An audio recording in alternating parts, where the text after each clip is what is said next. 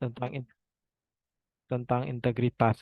Nah, mungkin kita semua udah pernah dengar kata-kata integritas, ya. Integritas. Uh, Jadi untuk malam ini kita bakal kupas tuntas tentang apa itu identitas secara luas, seperti itu. Oke, dari pengertian ya. Nah, integritas itu apa? Integritas itu secara simpel, kalau kita lihat itu mempunyai arti kesatuan, kesatuan. Nah, jadi integritas itu simpelnya kesatuan, ya. Sama kayak integrasi, integritas. Nah, ini secara umum. Tapi kalau secara arti yang luas, itu yaitu sikap, tingkah laku, dan kepribadian yang sesuai antara ucapan dan tindakan. Itu disebut dengan integritas. Nah, jadi ada yang satu nih antara sikap, tingkah laku, ya, antara sikap dan tingkah laku itu dengan yang dia ucapkan dan dia lakukan itu satu, sesuai. Misalkan di aturan tertera bahwa dia wajib datang tepat waktu. Nah, itu kan terucap oleh dia ketika dia menjadi seorang pegawai di sebuah perusahaan. Nah, ternyata di hari H dia datangnya tidak tepat waktu, maka dia tidak berintegritas, ya. Jadi singkatnya apa? Integritas itu sikap, tingkah laku, dan kepribadian yang sesuai antara ucapan dan tindakan. Ketika apa yang diucapkan itu sesuai dengan tindakan, ya. Ini yang menjadi salah satu problematika di Indonesia karena kenapa sangat banyak abdi negara, orang-orang yang sudah menjadi aparatur sipil negara itu tidak berintegritas, ya. Beberapa oknum itu tidak berintegritas sehingga integritas ini adalah hal yang paling mempengaruhi kinerja dari seseorang. Seperti itu. Ini dari pengertian. Sekarang kita akan bahas nilai-nilai inti dari integritas. Yang pertama ada nilai jujur, kejujuran. Jujur. Jadi nilai inti dari integritas yang pertama itu adalah jujur, ya. Apa itu jujur? Ini udah menjadi kosakata sehari-hari kita dan menjadi hal yang wajib lah untuk ada di dalam diri setiap orang. Jujur itu yaitu tidak bohong, ya. Berarti mengatakan apa yang sebenarnya. Selanjutnya adalah selaras dengan ucapan, selaras dengan tindakan, ya. Jadi jujur itu adalah tindakan tidak bohong, selaras dengan ucapan dan selaras dengan tindakan, ya. Jadi ketika kita menjadi seorang ASN, itu kejujuran menjadi nilai inti di dalamnya. Sehingga nanti ketika dapat soal, kita harus bisa menganalisa dari kasus itu. Nanti itu masuk atau tidak ke nilai-nilai inti, ya kalau dia menyinggung tentang kejujuran, maka dia masuk ke poin pertama. Di poin kedua, itu ada tanggung jawab, ya, tanggung jawab. Nah, jadi seseorang yang berintegritas, mereka punya tanggung jawab. Mereka bertanggung jawab atas apa yang mereka dapatkan. Mereka bertanggung jawab atas status mereka. Jadi seperti itu. Makanya tanggung jawab ini menjadi nilai inti integritas yang kedua. Nah, ketika kita menjadi seorang guru, maka bertanggung jawab untuk bisa bekerja semaksimal mungkin untuk mengajari siswa. Ketika kita menjadi seorang jaksa, maka kita harus bertanggung jawab atas pekerjaan-pekerjaan yang dilimpahkan oleh negara kepada seorang jaksa. Ya, ketika kita menjadi seorang polisi dan sebagai profesi lainnya, maka tanggung jawab menjadi nilai inti. Tanggung jawab ini apa? Mampu mengemban amanah, ya, juga mampu mengakui kesalahan. Nah, ketika seseorang melakukan sesuatu, maka ketika ada yang tidak beres, tidak selesai, maka dia tidak memenuhi tanggung jawabnya, maka dia wajib mengakui kesalahannya karena dia tidak bertanggung jawab, ya. dan mampu mengemban amanah yang diberikan dimanapun dan kapanpun. Selanjutnya, nilai inti dari integritas ada disiplin. Disiplin, ya. Disiplin ini adalah orang-orang yang tepat waktu. Dia mengerjakan sesuatu sesuai dengan tupoksi yang sudah ada. Nah, jadi dia tidak mengabaikan atau meremehkan waktu. Orang-orang disiplin adalah orang tepat waktu dan taat aturan. Apa yang tertulis, maka itu yang dilaksanakan sesuai dengan aturan yang ada. Itu makna dari disiplin, ya. Seseorang masuk kerja pada pukul 7.30. Maka sebelum pukul 7.30 atau pas di pukul 7.30 dia sudah sampai ke kantor. Seseorang, ya, yang mengabari temannya untuk berjumpa di sebuah kafe. Maka ketika mereka berjumpa di sebuah kafe, mereka menyepakati datangnya itu jam 9 malam. Maka dia tidak ngaret waktu, dia datang tepat waktu. Nah, itu juga masuk nilai kedisiplin. Tapi nanti ketika di soal TWK, ya, eh, kita bakal sering mendapat soal-soal yang memang itu di ranah sistem pemerintahan.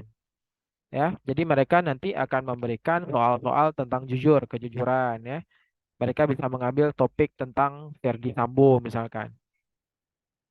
Dia berjujur atau tidak, ada tanggung jawab, ya. Mereka akan mengambil kasus-kasus seperti orang-orang yang korupsi, ya.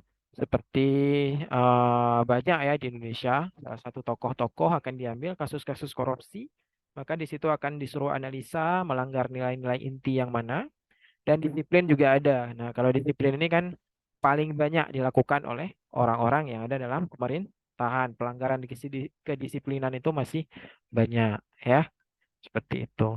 Jadi ini nilai inti dari integritas, ya.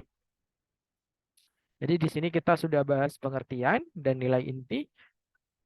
Sekarang kita masuk ke nilai sikap. Nah, nilai sikap apa? Nah, kalau korupsi ya. Kalau korupsi ya, nanti kita bahas sih ya. Korupsi itu apa dan sebagainya nanti saya jelasin. Karena kita ini belum nyentuh korupsi, nanti saya jelasin korupsi itu masuk mana. Oke? Karena ada beberapa kasus nanti yang bisa masuk ke pelanggaran nilai-nilai yang lebih dari satu. Nah, seperti itu. Oke, nanti kita kenalan dulu apa itu korupsi ya, dan nanti korupsi ini bisa memungkinkan dan beberapa pelanggaran-pelanggaran itu bisa masuk ke pelanggaran dari nilai lebih dari satu.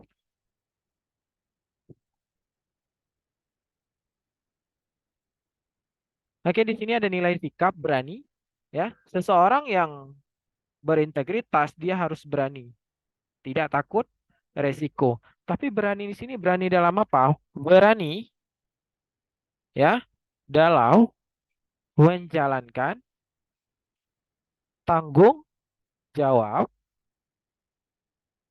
sesuai dengan aturan atau undang-undang, ya. Jadi seseorang yang harus berintegritas, yaitu harus mempunyai nilai sikap. Nilai sikap ini apa? Yang pertama, dia itu harus berani. Seseorang harus berani, tidak takut resiko, berani dalam menjalankan tanggung jawab sesuai dengan aturan atau undang-undang. Misalkan dalam sebuah komplek atau sebuah perkantoran, dia melihat atasannya melakukan tindakan gratifikasi, sogok, menyogok. Nah, maka kita harus berani untuk bersuara dan melakukan tindakan tindak lanjut. Tindakan apa yang harus dilakukan.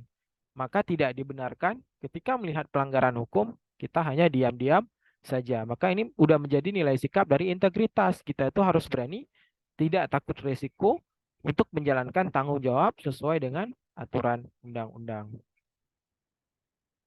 Ada adil, ya. Adil itu apa? Adil itu dalam artian di sini saya ubah sedikit ya, memberikan ya hak secara, bukan secara ya, memberikan hak sesuai dengan porsi masing-masing.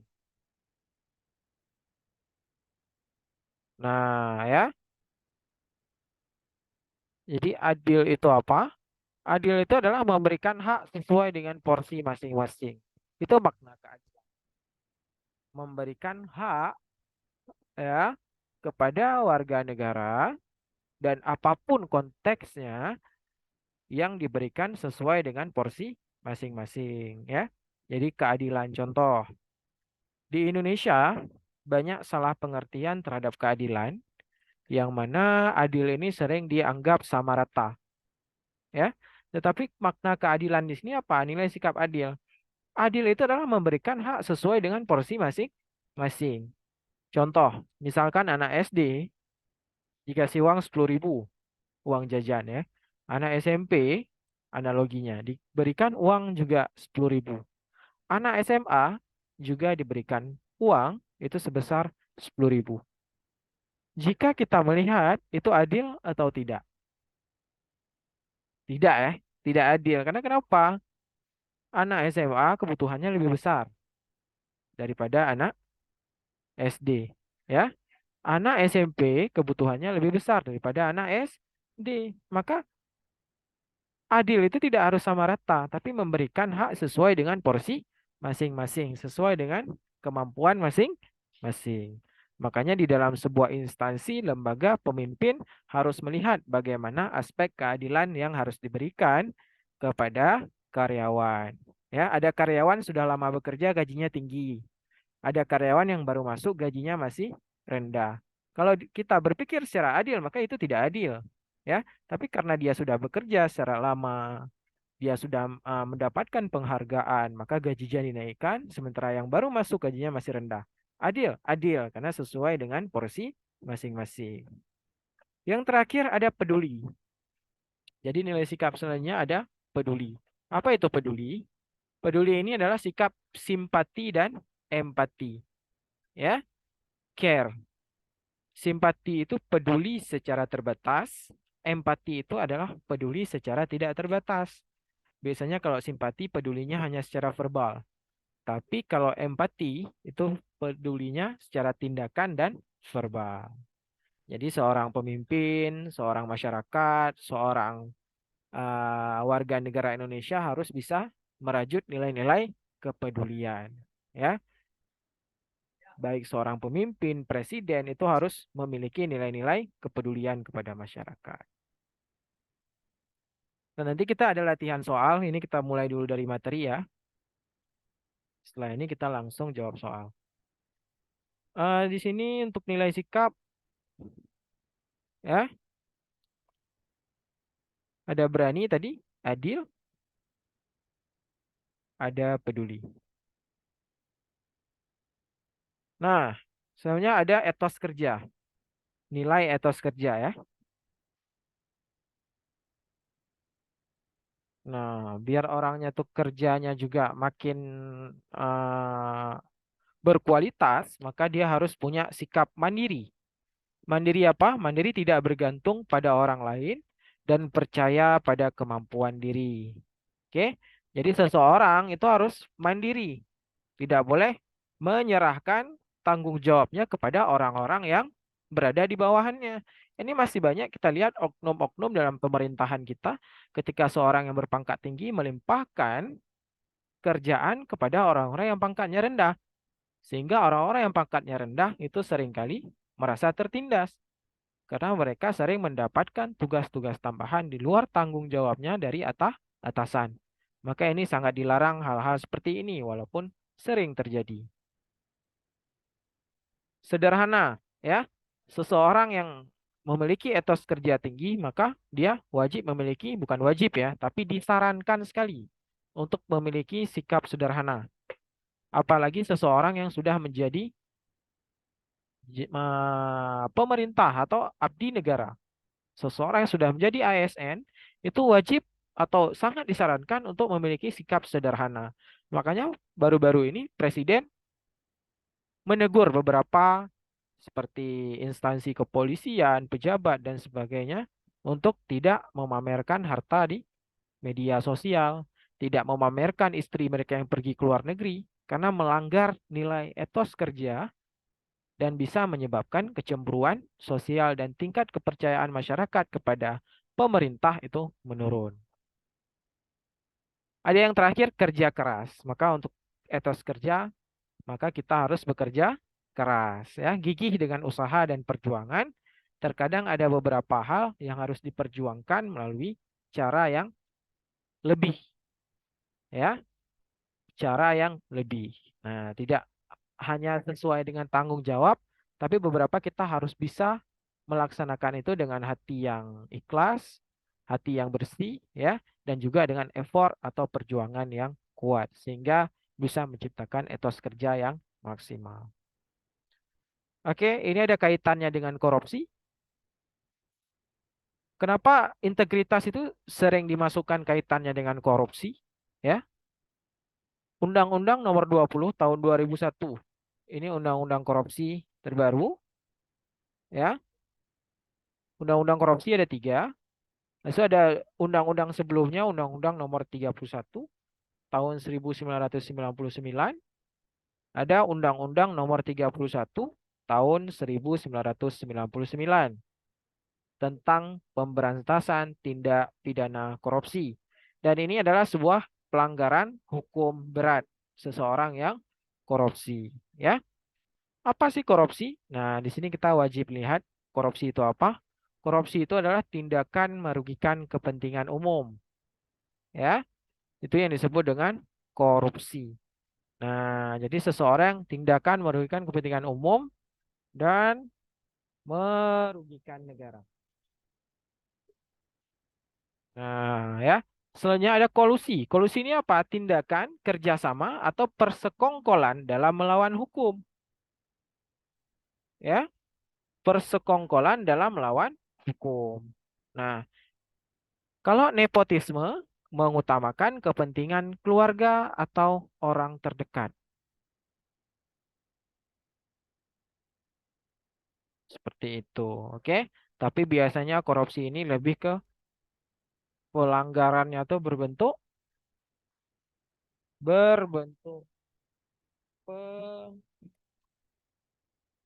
pencurian uang negara. Ya, kalau kolusi ini bisa banyak dari proyek-proyek tertentu, proyek-proyek tertentu, ya. Ada makar, makar itu tindakan untuk menggulingkan kekuasaan dan sebagainya. Itu kolusi, tindakan kerjasama persenggolan melawan hukum, ya.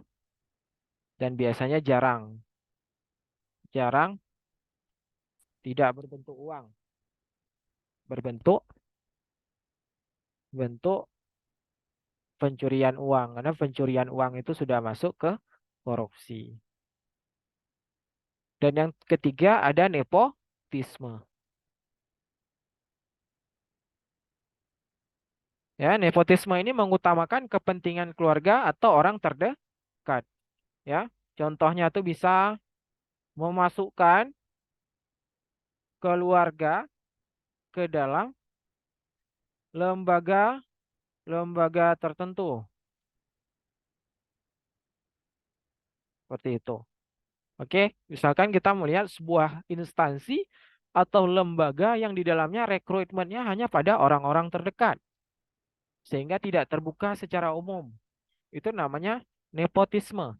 Kita melihat salah satu lembaga pendidikan itu memasukkan orang-orang terdekat. Itu namanya juga nepotisme, mengutamakan keluarga, ya, mengutamakan keluarga sehingga mereka bisa masuk ke dalam lembaga-lembaga tertentu. Ada satu lagi kata-kata yang sering keluar di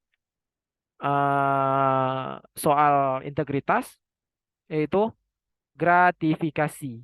Gratifikasi itu apa? Suap menyuap, ya, suap menyuap yang hanya diketahui oleh satu pihak saja. Nah, misalkan ada yang namanya jual beli proyek pembuatan jalan tol. Nah, tiba-tiba ya ada satu oknum memberikan gratifikasi atau uang kepada sang bendahara dari jalan tol tersebut, yang mana perusahaannya milik negara, sehingga karyawan-karyawan lain tidak ada yang mengetahui dan itu di luar undang-undang atau aturan, ya. Maka itu bisa dimasukkan ke dalam apa namanya tindakan gratifikasi. Apakah gratifikasi hanya berbentuk uang? Tidak. Bisa dalam berbentuk barang, mobil misalkan, barang, ya, uang, aset, dan sebagainya. Biasa ini istilahnya hadiah, ya. Nah, jadi bentuknya macam-macam. Ada uang, barang, aset.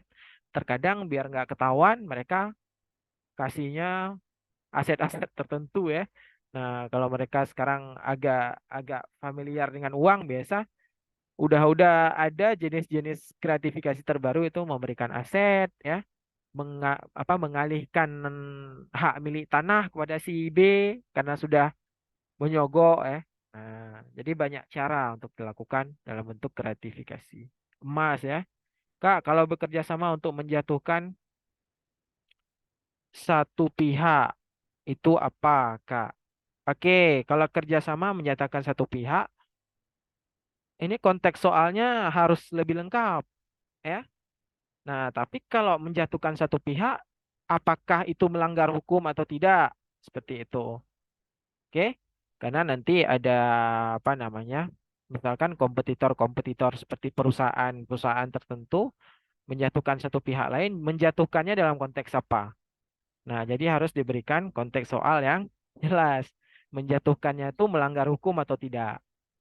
Oke, kalau melanggar hukum menjatuhkan satu pihak, maka itu masuk ke kolusi. Nah, tapi kalau nanti tidak melanggar hukum, ternyata menjatuhkan satu pihaknya karena mungkin persaingan dagang, ya, dan tidak melanggar ketentuan undang-undang, maka tidak bisa dimasukkan sebagai pelanggaran. Seperti itu. Baik, sekarang kita latihan soal, ya. Ada yang mau ditanyakan dulu terkait integritas? Ada nilai integritas, ya, nilai inti, nilai sikap. Gratifikasi itu antara satu lembaga dan lembaga lainnya aja, atau juga bisa kalau satu orang dengan orang lainnya tanpa ada unsur lembaga. Oke, gratifikasi itu bisa antara satu lembaga dengan lembaga. Biasanya ini yang bermain itu biasanya lembaganya tidak tahu, ya. Lembaganya biasa tidak tahu. Misalkan kita bilang lah gratifikasi. Perusahaan A atau lembaga A, ya. Ini pengandaiannya. Ada lembaga B. Lembaga A punya CEO-nya misalkan. Lembaga B juga punya CEO-nya. Ya, kita nggak bisa bilang nama produk, ya, bahaya. Walaupun ada, ya. Lembaga A, lembaga B. Nah, ada CEO-nya nih. Oke, CEO ini terkadang membawa nama pribadi untuk menyogok perusahaan ini. Maka juga dimasukkan ke gratifikasi. Kalau dia juga membawa nama lembaga dan apa namanya orang-orang yang ada dalam lembaganya tidak tahu, itu juga masuk ke gratifikasi. Ya, kalau lembaganya tahu, oke, lembaganya tahu, orang-orang yang dalam lembaga itu tahu, maka itu tidak bisa dimasukkan ke gratifikasi. Tapi gratifikasi ini biasanya memang personal, ya, antara orang-orang CEO, petinggi-petinggi dengan petinggi yang lain.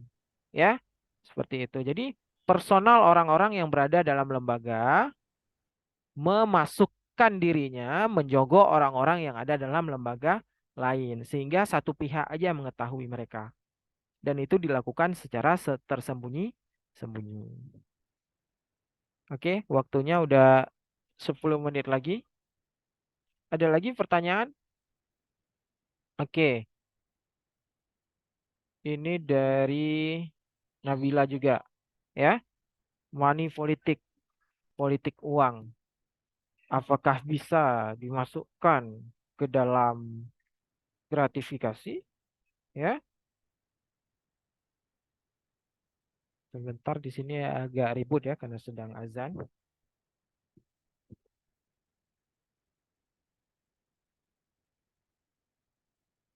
Ada lagi pertanyaannya biar saya jawab. Serangan fajar. Oke. Termasuk gratifikasi itu kan sering pas pemilu. Oke, serangan fajar. Ada lagi biar sekalian saya jawab. Ada money politik, serangan fajar.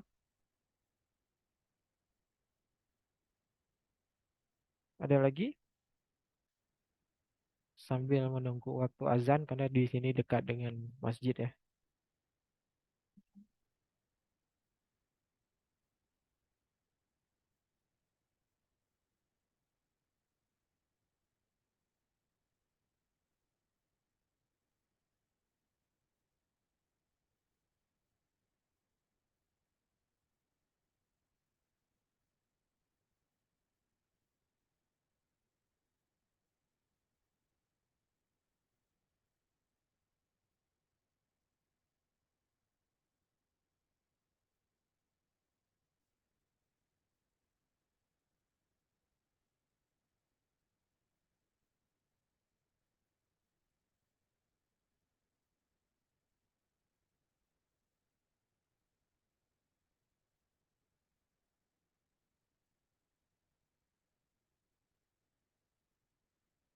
Oke, kalau ada konteks soal integritas, misalkan sebagai pribadi yang berintegritas, Anda mementingkan.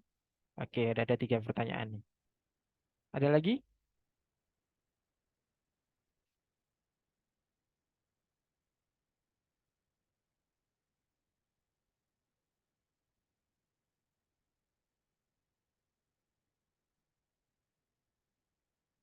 Oke, A kejujuran, B tanggung jawab. Oke, yang mana Kak? Oke, akan saya jawab. Tadi dari Nabila udah ada, dari Rike, dan dari Vira.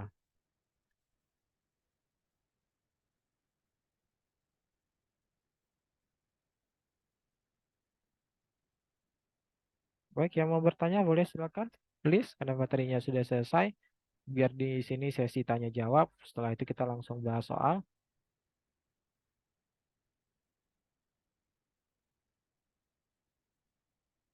Kayaknya dijawab aja. Oke, sip. Nah, mari kita lihat pertanyaan dari Nabila. Gratifikasi itu antara satu. Oh, money politik tadi udah saya jawab ya. Jadi nggak harus apa namanya. Intinya apa tadi yang saya bilang? Satu lembaga dengan lembaga lain, tapi yang bermain itu biasanya bukan atas nama lembaga, tapi orang-orang oknum yang ada dalam lembaga. Oke? Dan itu biasanya dilakukan oleh perseorangan dalam lembaga. Karena kalau mereka bermain atas nama lembaga, maka akan ketahuan. Nah, biasanya mereka bermain atas nama pribadi dengan pribadi. Tetapi di belakang itu tetap mereka berada di bawah lembaga tertentu, ya. Jadi kalau ditanya lembaga dengan lembaga, biasanya udah pasti, cuma mereka tidak menyertakan lembaga mereka. Kenapa? Karena akan mudah ketahuan oleh orang-orang yang ada lembaga itu, sehingga merekanya bermain hanya secara pribadi. Bos perusahaan A dengan bos perusahaan B. Sementara mereka tidak menyertai nama lembaga mereka, walaupun untuk kepentingan lembaga. Seperti itu. Oke, money politik. Money politik itu kan politik uang ya. Politik uang, di mana ini politik uang itu banyak jenis. Jual beli jabatan, ya. Ya biasanya paling sering itu jual beli jabatan, jual beli proyek-proyek tertentu yang mana politik-politik ini untuk melancarkan kedudukan-kedudukan seseorang, maka itu memakai yang namanya uang. Nah, jadi kalau kita lihat money politik, politik uang, ya, ini tergantung konteks soal. Secara umum, money politik ini termasuk gratifikasi, Ya, tapi di sini kita perlu stimulus soalnya. Soalnya menyinggung tentang apa? Seperti apa money politiknya, ya. Tapi biasanya kalau kasus-kasus di Indonesia, misalkan seorang gubernur, oke, melakukan yang namanya tindakan-tindakan untuk lelang-lelang jabatan nih. Tiba-tiba ada orang A, B, kasih uang untuk gubernurnya. Gubernurnya memberikan yang namanya jabatan untuk dia, sehingga ditukarkan dengan uang. Ini kan yang bermain pribadi dengan pribadi dan tidak diketahui oleh orang lain. Maka secara umum money politik ini juga dimasukkan ke gratifikasi. Habis itu ada lagi, ya jelas ya, money politik itu termasuk gratifikasi. Tapi nanti dilihat lagi dengan konteks soal. Seperti itu. Tapi kalau secara umum itu biasanya itu semua money politik masuk ke gratifikasi. Kecuali si pembuat soal mungkin mengecoh dengan cerita-cerita tertentu. Oke, serangan fajar termasuk gratifikasi nggak, Kak?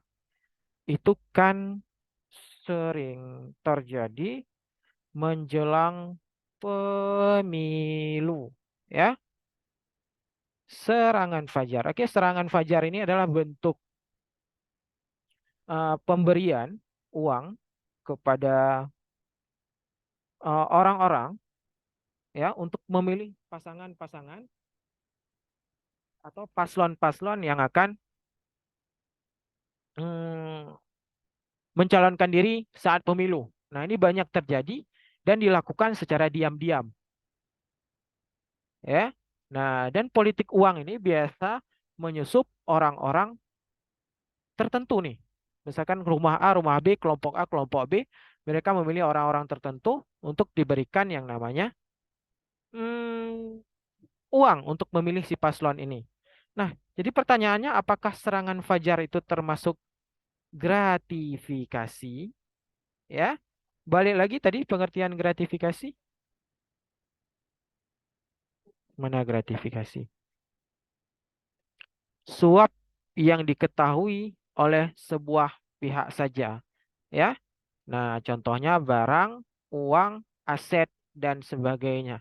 Nah, serangan fajar, oke, itu menyasar pribadi-pribadi orang. Walaupun nanti pribadi-pribadi ini akan berkumpul dan berbicara tentang orang-orang yang memberikan uang ini. Tapi tetap, kalau dilihat, serangan fajar ini masuk ke tindakan politik uang, ya, atau money politik. Sehingga pemberian fasilitas uang kepada orang-orang tertentu, ya, untuk memilih dia, oke, itu juga dimasukkan sebagai gratifikasi. Seperti itu. Ya, ini saya juga searching dari salah satu sumber itu menyatakan bahwa pemberian atau serangan fajar itu masuk ke politik uang. Dan seperti yang kita bahas tadi, politik uang itu juga masuk ke dalam gratifikasi. Maka bisa disimpulkan bahwa serangan fajar itu juga termasuk gratifikasi. Seperti itu. Cuma karena dilakukannya diam-diam dengan dalih mungkin bantuan, maka biasanya ini jarang diungkap. Karena biasa si pemberi berdalih itu untuk bantuan, ya, sehingga ini jarang terungkap. Dan ini pakai dana pribadi dari si paslon. Tapi ini tetap politik uang. Masuknya ke sub politik uang. Kalau ada soal konteks integritas, misalnya sebagai pribadi yang berintegritas, Anda mementingkan A. Kejujuran, B. Tanggung jawab, C. Disiplin dalam bekerja. Oke, ini kan tadi masuk ke poin kita buka di atas, ya. Ini menjadi nilai inti ya dari integritas ketika kita bekerja, ya. Ini udah seperti soal TKP sebetulnya, integritas. Oke. Ketika kita bekerja, apa yang kita pentingkan? Oke, jujur, tidak bohong, tanggung jawab, mampu mengemban amanah, mengakui kesalahan. C, disiplin. Nah, kalau secara soal, maka yang paling berbobot itu tanggung jawab, ya. Karena jujur ini bagian dari tanggung jawab